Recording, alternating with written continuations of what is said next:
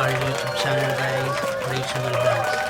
So for today guys videos is tutorial about editing using KineMaster, or how we edit our vlogs using KineMaster apps. KineMaster app guys is mas maganda siya.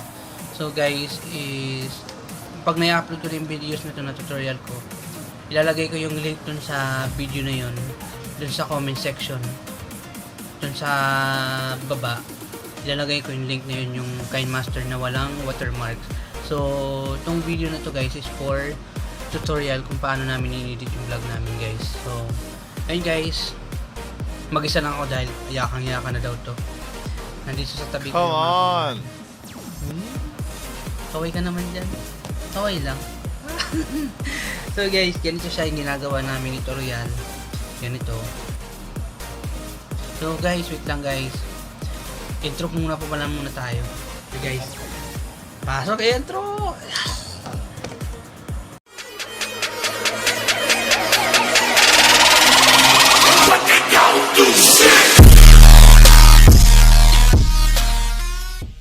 Guys, welcome back again sa YouTube channel namin.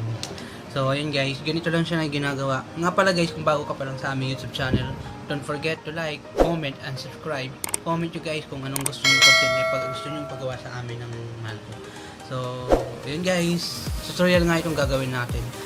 Susundan nyo lang yung mga text or doon sa nilagay kong dun sa video na yun guys. Susundan nyo lang.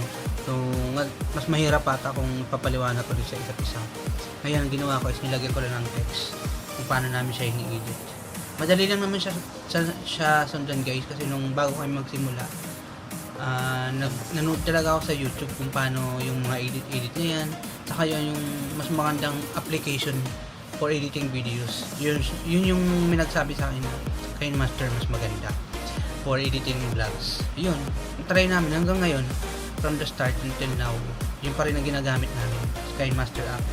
So ayun guys, huwag niyo pala kalimutan guys mag-subscribe guys ha. Supportahan niyo kami guys sa aming YouTube channel guys. Bye guys, panoorin niyo lang tong video na to guys, huwag niyo lang skip guys, marami kayong matutunan sa tutorial namin ngayon. Okay guys.